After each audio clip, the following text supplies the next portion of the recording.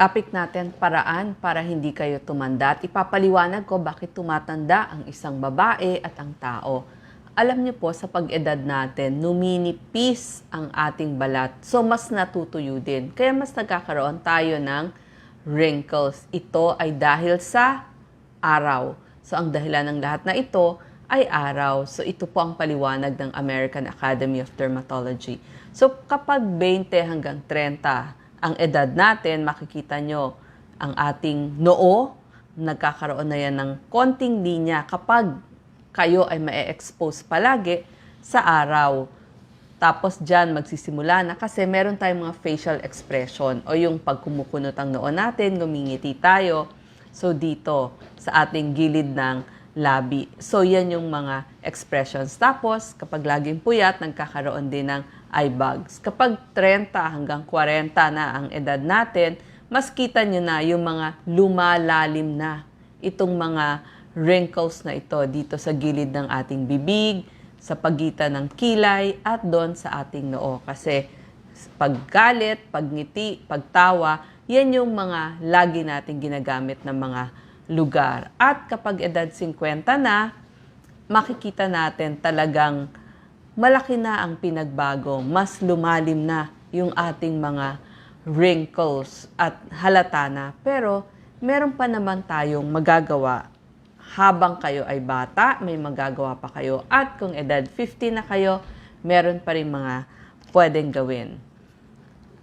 Kapag may araw, lagi nag-expose sa araw kapag kayo ay edad 20, so nagkakaroon na ng damage sa ating balat. Pero kapag 20 ka, edad 20, mas marami ka pang collagen, mas gumagana pa yung dugo, yung sirkulasyon. So, kita mo, maraming collagen at yung daanan ng dugo ay mas maganda ang pagdaloy. Kapag 30 na o edad 30 na tayo, kumonti na itong mga collagen na ito. Kaya nakikita ninyo, nagsisilabasan na yung linya. Pero hindi pa siya malalim. Pero kapag edad 40 na, dahil sa init nga ng araw, mamumula na ang iyong balat. So, lalabas na yung ating mga dark spots, mamumula na dito sa ating pisngi, tsaka parang mas dry na ang ating balat. At kapag edad 50, talagang nanunuyo na ang ating balat. So, nawawala na yung moisture. Tapos, ang konti na ng collagen, halos wala na. Tapos, yung ating mga ugat, numipis na rin.